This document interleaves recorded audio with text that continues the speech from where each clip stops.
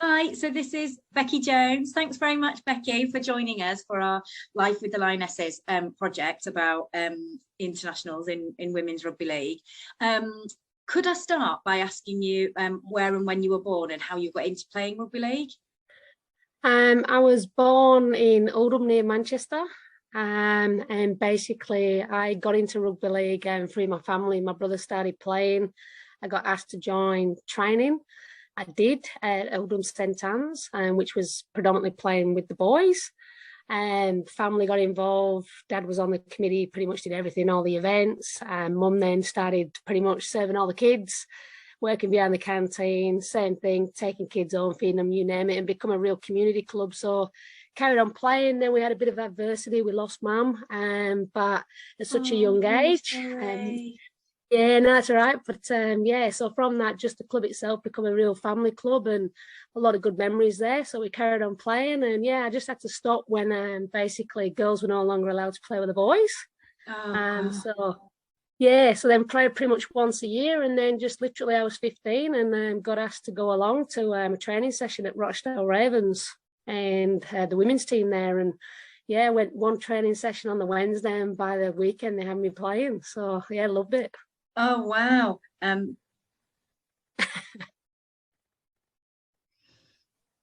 So you played for Rochdale for how long then? I played a couple of years, and then I went from there to Castleford Panthers and played a season there. And during that period, they brought out basically like the Great Britain under-19 squad or 21 squad for the first time, of which Lisa McIntosh obviously coached. So we played a game there against England students, and from that it was basically yeah, Jackie came over and asked me to be part of this senior squad to tour Australia in 2002, and yeah, that's how it eventuated really. Oh my gosh, how did it feel to be asked by Jackie to play at that level? Oh, it was overwhelming. It was a great honour, obviously, because I just started playing pretty much, like I said, 15. I think it was year 2000, and the girls were just starting to play the tri-series, obviously there in England. And funny enough, where I was doing college, that's also where New Zealand and Australia were actually staying. Wow. So got to see them trying, and obviously then play the games against the girls, of which the talent there in that 2000 team was obviously unreal. So to then go next level and have Lisa as my coach, and then Jackie come over, and my dad actually, funny enough, one of the games he came and watched, he was there. So the minute that Jackie came over, my dad happened to be there. He's like, you're going. And I'm like, oh, 17, 18. He's like, no, you're going. So it's kind of one of them. Oh my gosh. So how did you prepare for that? So were you still at school at this time? I was at college.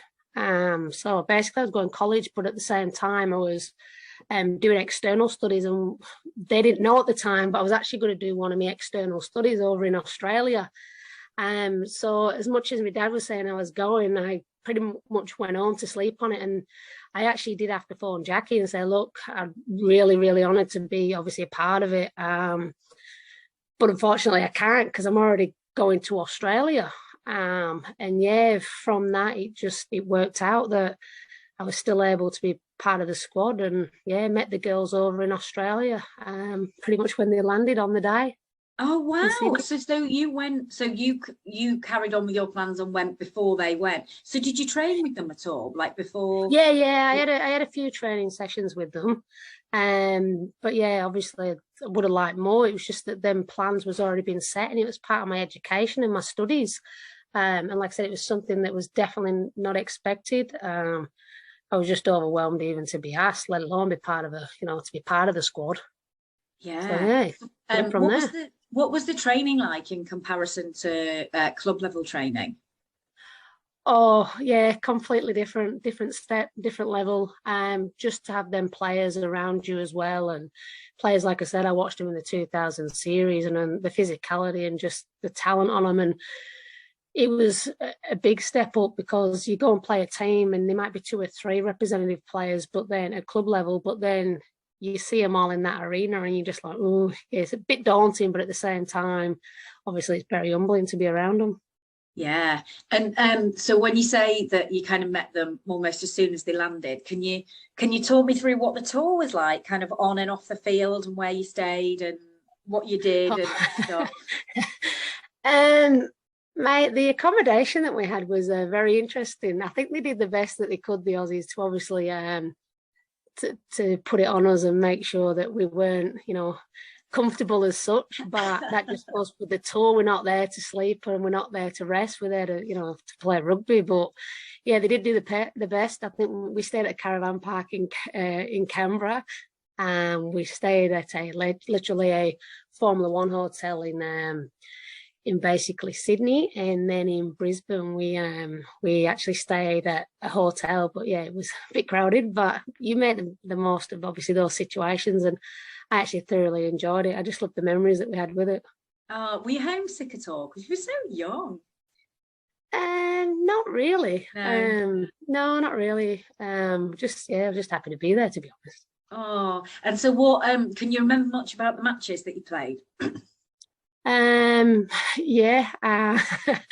My first game was against obviously the Queensland rep team, which was just before the second test. I remember that. And we played actually at Brothers Ipswich, which actually ended up being my local club once I ended up staying in Australia a few years later. So yeah, so that was quite surreal once I went back there and ended up playing for that club. After that, we then obviously had the second test and there at Brisbane. It was surreal at the time. Oh, it was definitely hard. Yeah. There's a bit of controversy with that tour, which everyone will talk about. Go on. Oh no, look, obviously Australia got the result, and that's the way it is. It's football. It's just that we did do a lot of defending and a lot of work on that particular day and game. And there was, if you speak to certain people, they'll obviously had their opinion too, saying that they felt that we had a bit of hard yardage put against us. Right. With the officials in the middle, but that's rugby league. It's obviously the referees shouldn't take control of the game. Yeah. And so who did you share a room with the same person kind of every time? Like, did you make some good friends from that tour? It was like I said, the accommodation that we had, funny enough, we made, like I said, the best out of the situations we had. And I remember at Canberra there was probably about 7 or 8 of us in a cabin. I was actually sleeping on a single bed in the kitchen. So the accommodations were, it was definitely a few memories there. Had you had to fundraise for this tour then? I fundraised an element of that, but obviously compared to the girls, I was already going to obviously Australia, so just the effort as well that they all put in was huge. It was enormous, and like I said at the time, it was, I don't know to what level it was funded by the Rugby Football League. To what extent? I don't think anything at all. Yeah, I don't think. I think it was. Yeah, but because like I said, I joined more towards the end, but I know that the girls did a lot of fundraising and a lot of effort, which when they've got that as well as the family and as well as obviously the training and then as well as their own personal life, it just showed how dedicated they really were. Definitely. I think that comes up kind of time and time again. I just think, oh my gosh, you think you're busy, and then it's like, and then I listen to all these stories of just how kind of dedicated people were and what they had to do to get there, and it's really impressive, isn't it? So tell me then, we talked briefly off camera about that you basically ended up staying in Australia. Was this at the after the 2002 tour? Yeah, so at the end of the 2002 tour, we basically was leaving to go back to basically to Sydney, and we'd gone from Canberra back to Sydney. And funny enough, while we were in Canberra, I got to speak to a couple of people, and I was always staying, but it was a case of, well, where to next? Do I just go traveling or what do I do?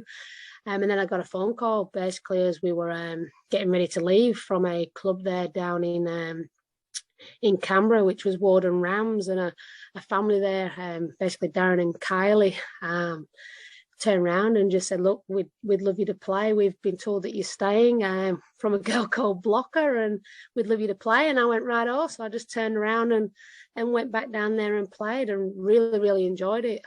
Different scenery, different type of rugby, stayed. And then yeah, come back home, did a few external studies to finish the qualifications I had. And from that, I then basically was contacted by a team in Toowoomba, which is the Queensland Rugby League competition. And yeah, they asked me to go back and stay. So I did. So I went back and stayed, and same thing. I did some studies there up in Toowoomba, and yeah, pretty much went from there to a few other clubs and a few different competitions here in Australia, and basically made it my life now. I've been here for, it'll be 20 years come August. Oh my God. So you were really in demand. Like, but how did people know about you? Like, was it just from watching you on the field and then word got round, or like, because obviously, no social media or anything, like.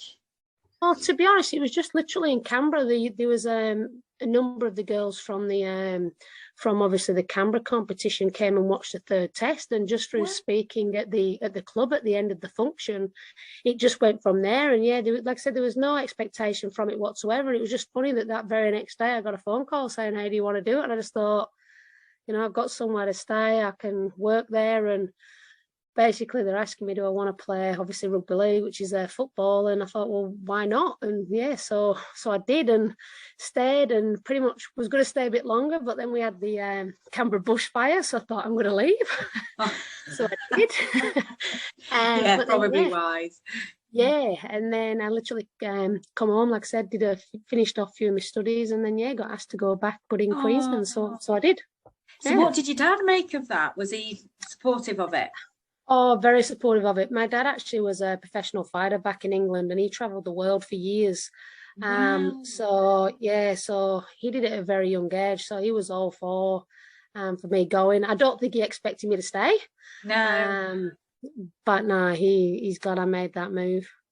So, and am I right in thinking you played again for GB on another? Yeah, so from that, obviously the World Cup in New Zealand was then 2003. Yeah. So same thing. I was playing then by then for Toowoomba in the what's the Queensland competition up here. And from that same deal, I went back to England, did a bit of training there with the Great Britain team there. Wow, right. And then same met the girls over in Auckland, New Zealand. And what was that tour like? Was it as good as the 2002 one had been? Did you enjoy it? Yeah, I really enjoyed it. A lot of different faces. I think at that point, a lot of the players, obviously, who was in the 2002 team, had then decided to hang up the boots. A number of them. A lot of them, obviously, had played in 1996 as well as the 2000 series. So when I first obviously met a lot of the girls there from the training camps back in England, and then coming to New Zealand, because at the time in England it was a squad, it wasn't actually the team. Yeah, there was a lot of young faces and new faces, which was good to see coming through, as well as a few obviously expert players who have been around and have been on the scene for a while, and obviously you can take that expertise from and knowledge. But yeah, I think 2003 was a massive experience, because just the number of nations that actually went to that World Cup, we've not seen the number of teams since. Really? That's a shame. Not since. I mean, it's growing again, but they had, basically New was there, Samoa was there, Tonga, Great Britain, New Zealand Maori, Australia, and basically, the list goes on. So to have that number of teams at that event, it was really good to see that rugby league is obviously being played within those particular countries. Yeah, definitely. And how was that in terms of, given that you were playing lots of different countries, was that harder physically? Did it seem, because it sounds quite a full-on World Cup, well, as World Cups would be, wouldn't they? Like, the turnaround was a lot quicker in the games, and there was a shorter turnaround. The physicality of obviously the Kiwi Ferns was second to none at that time. They had, Trishina playing and Louis Arvaki and people like that who were renowned world-class players. I mean, they literally won player of the tournament, and speaks for itself. Trish played then obviously 2007 World Cup and dominated that as well, and just the skill levels that they got there at that time, it was good to be playing against them, to have that experience. But yeah, they were very physical, so that was different. But at the same time, Australia was physical as well. It's, you know, you're still representing your country, and you still got them girls beside you who more than anything want to win, as do they. So Yeah. Did you play against any of your teammates? So from um, Oz? no, funny enough, I didn't. There was a few there, and they were giving me grief daily. I bet. But we didn't actually draw them. And when it comes to the Oh. semis, we were in line to draw them, and then just the way that the draw went, we didn't actually get to play them. So yeah, that would have been an experience as well. But Yeah, it was just the way definitely. that the draw went. Yeah. Oh, wow. And so what happened after that then? So how old were you in 2003? Oh, so 2003, I would have been probably just going on 19. Yeah. So, oh my gosh, you're still really young, like to have all these experiences. Like that's amazing, isn't it? So did you play again after that for GB? Um, no, because basically it got to a stage as well where obviously the game was growing, but at the same time the funding wasn't there. Um, just the way that obviously different countries have different competitions at that time. Obviously, the ability and the opportunity to go back and make camps, and then just the fact to even, you know, again have that funding to try and join in. It's the teams are there internationally, just a number of small teams, but the fact that I was also studying in Australia Yeah. and just the distance between the two, and it's not the same as obviously male football where you can have people watching you week in and week out. And then at the same time, the ruling for international football is that you had to have a 3-year wait before you could also go across to another country living there.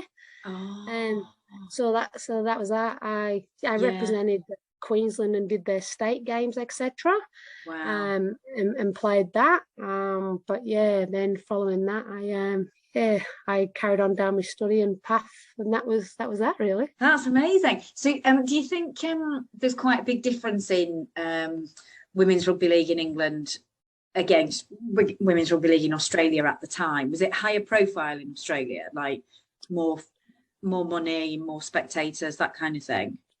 I think at the time Australia was very much on par with Great Britain, Right. and the support as well from their national body, I believe, and I could be speaking out of turn, was it obviously wasn't as committed as it is now. And Mm, they too were also raising funds, and they also had right. to obviously obtain an amount of funding to be able to play and obviously take the time off work. They weren't being paid for that. So I Mm, think it was on an even mm, par. And the difference being is that yes, England's obviously more a northern rugby league, should we mm, say, Yorkshire, mm. Lancashire sport, should we say, that's played. Yeah. Australia was mainly Queensland and New South Wales, and they have pockets of that. It's just that obviously the distance for them at that time is a lot Yeah. a lot greater in Yeah. travel, but they still had certain pockets, obviously, of different towns and different states playing. It's just that predominantly, where us is Lancashire and Yorkshire, for them it was obviously Yeah. Queensland and New South Wales. Yeah. Okay. Um, and kind of thinking back, so what this is, nearly kind of 20 years ago, isn't it? Like, what would you say are the positives from your international career in particular, but also the challenges that you faced, or the most Uh, difficult bits of it all?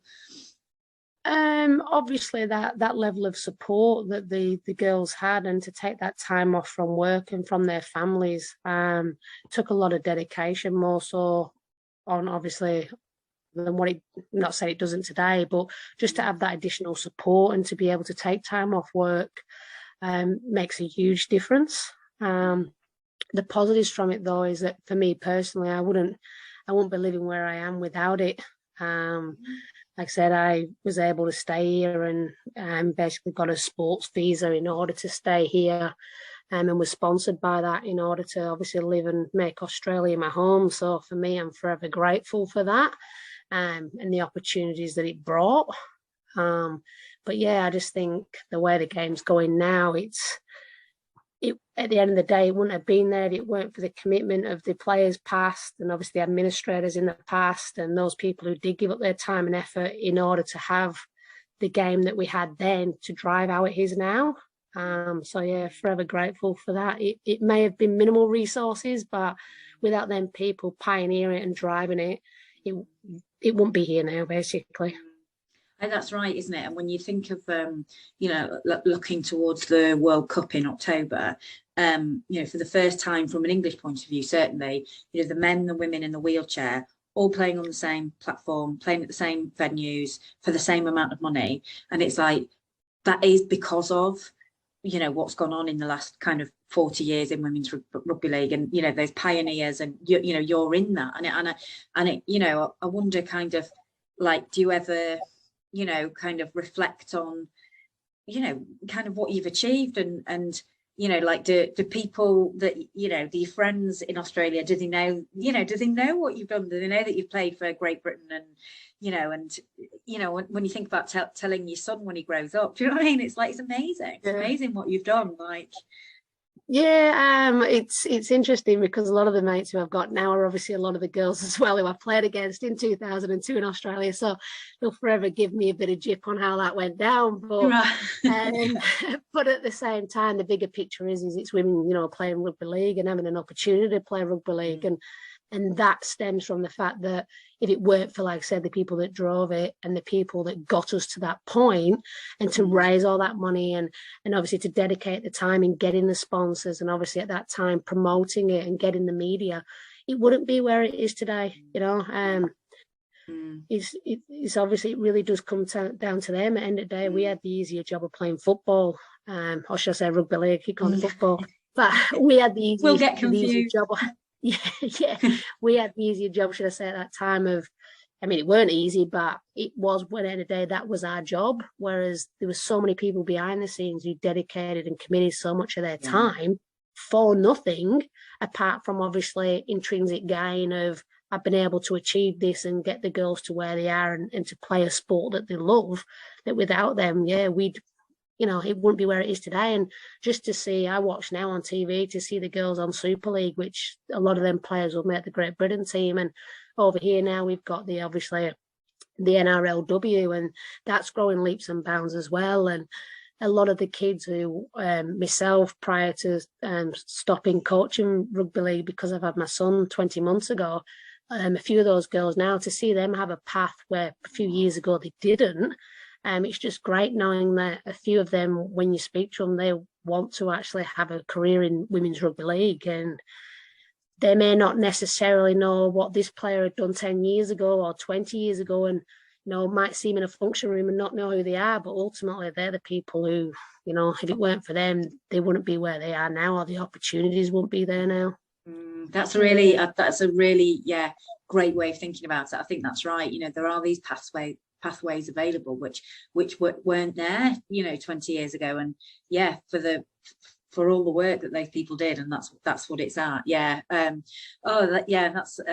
amazing. Thank you so much for that. Like, that's really, really interesting.